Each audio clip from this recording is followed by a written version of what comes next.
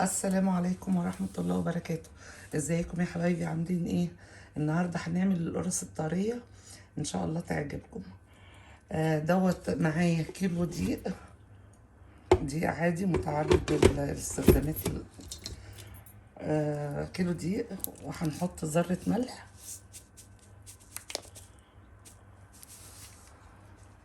شوية ملح صغيرين، وبعدين هنحط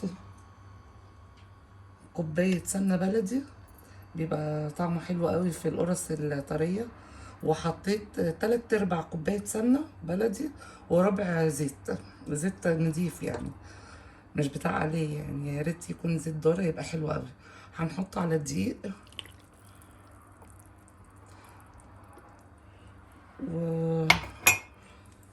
ونخلطه كويس جدا جدا، يتبس يعني. نقلبه علشان طبعا الدقيق اللي على الحروف ديت تدخل جوه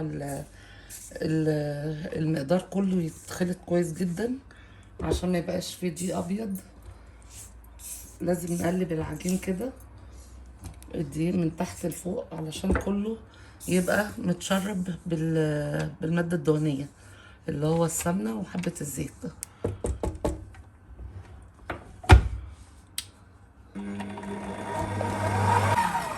بعد كده نحط الخميرة، خميرة بيرة، ده ربع كوباية خميرة بيرة و4 معالق سكر، ومعلقة واحدة بس خميرة بيرة، معلقة كبيرة، على 4 معالق صغيرين كبار يعني سكر. المعلقة العادية يعني، مش معلقة الشاي اللي هي المعلقة اللي بناكل بيها، تبقى 4 معالق سكر ومعلقة واحدة خميرة، ونقلبها. وبرضو نجيب من تحت لفوق كده علشان يبقى الدقيق كله متقلب. واللي ما عندوش عجان يعني عادي، اللي هو بيبص على ايده لمدة 10 دقايق. هي بسيطة جدا، مفيهاش اي حاجة، اهم حاجة بس الدقيق يكون متشرب بالسمنة.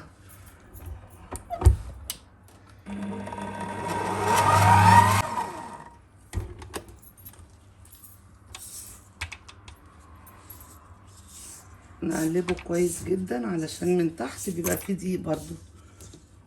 خش كده.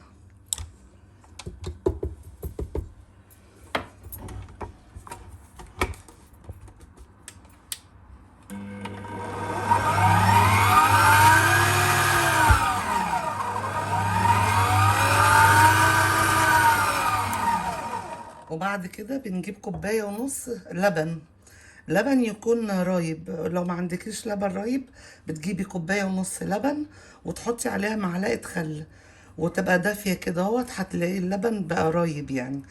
لو عندك زبادي حطي كوباية زبادي وكوباية لبن.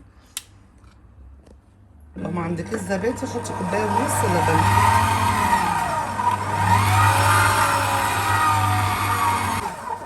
نشوف العجينة بقى بعد كده، عايزة شوية لبن حسب الدقيق بتاعك. هي انا شايفة ان هي عايزة لبن يعني حبة صغيرة قوي، نزودها شوية لبن صغيرين.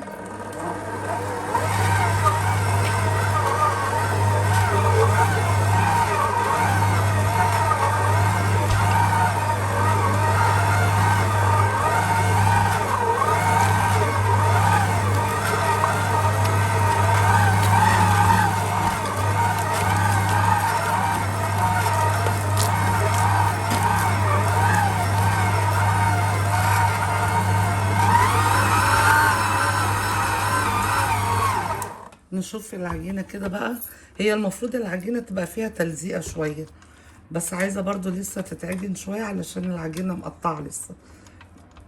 نحطها شوية كده تتعجن، أهم حاجة تتعجن كويس.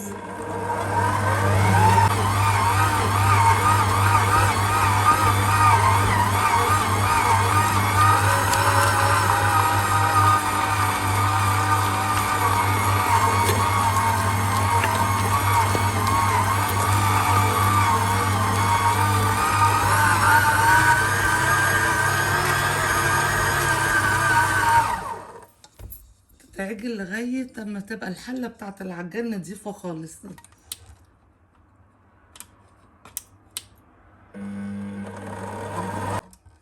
دلوقتي كده هي كفايه عليها قوي العجين ده كله. انا شايفه ان هي كده بقت حلوه، علشان الحله بتاعه العجان بقت نضيفه خالص. هنشيل العجينه بقى كده شويه من العجان.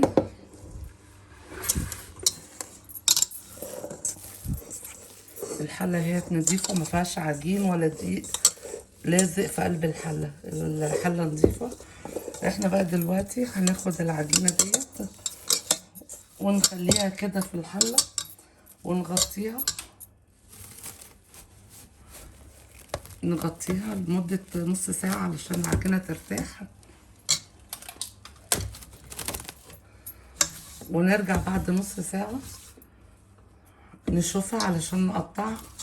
ولو وصلتوا لغاية هنا ما تنسوش تعملوا لي لايك وسبسكرايب، وتابعوني بعد اما تخمر يعني ان شاء الله. طبعا العجينة ارتاحت وخمرت، فدلوقتي بقى نبططها. انا كورتها طبعا عشان ترتاح هنا اهوت. اما العجينة ترتاح نبططها عشان نخبزها. ديت القرص ديت انا هعملها سادة، والقرص التانية ديت هعملها بعجوة. وطبعا المفروض يعني احنا ما نشيلش القرص من مكانها على اساس ان هي تبقى ايه، واخده الوضع بتاعها ايه كويس، متبقاش معوجه. ديت بططناها خلاص، هنبطط دي كمان. طبعا عشان العجينه مرتاحه فبتتفرد معانا على طول. لو العجينه مش مرتاحه هتلاقيها بتلم كل شويه تلم. نخليها سمك كده اهوت صغير، السمك بتاعها ما يبقاش تخين قوي عشان لسه التانية هتخمر تاني المره التانية.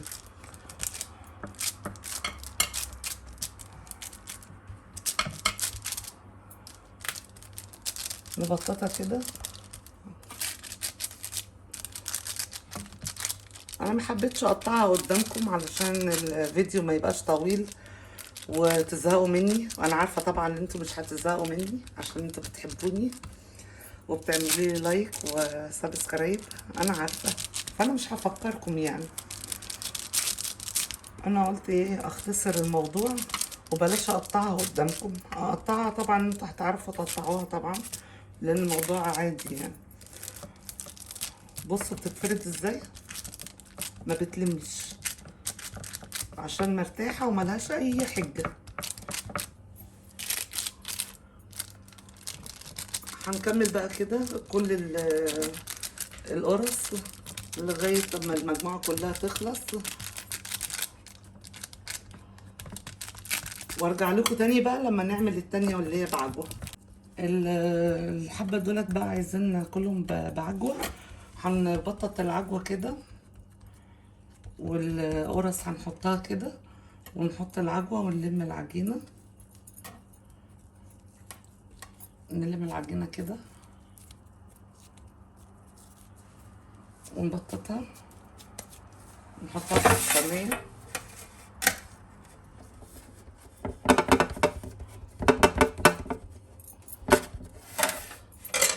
وناخد غيرها نبططها كده. شايفين بتتفرد ازاي على طول. ولو عايزه اعملها اقل من كده برضو هتتعمل ارفع من كده. ادي العجوه، نحط حته كمان عشان ديت صغيره. نلم العجينه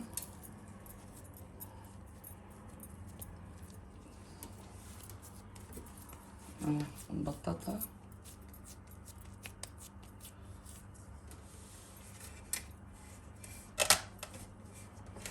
وناخد غيرها ونجيب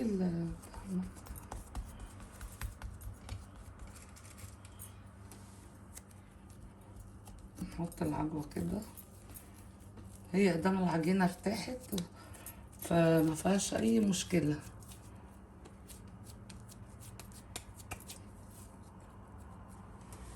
لغاية ما الكمية تخلص وبعدين ندخلها الفرن وهوريها لكم ان شاء الله بعد ما تطلع من الفرن. دلوقتي الحاجة طلعت من الفرن بس سخنة جدا. اوريكم بقى من جوه شكلها عامل ازاي. ديت اللي بالعجوة. شوفوا العجوة جميلة ومفروشة في الفطيرة كلها، وطرية جدا، الفطيرة طرية. ونشوف اللي هي السادة اهي، وبص ظهرها السوا بتاعها حلو قوي، وبرضو اهي طرية جدا. انا ما بحبهاش تخينة لعلمك، اهي طرية. والف هنا وشفا للي شاف، والف هنا وشفا للي هياكل. ما تنسوش اللايك والاشتراك والسبسكرايب. شكرا، مع السلامة.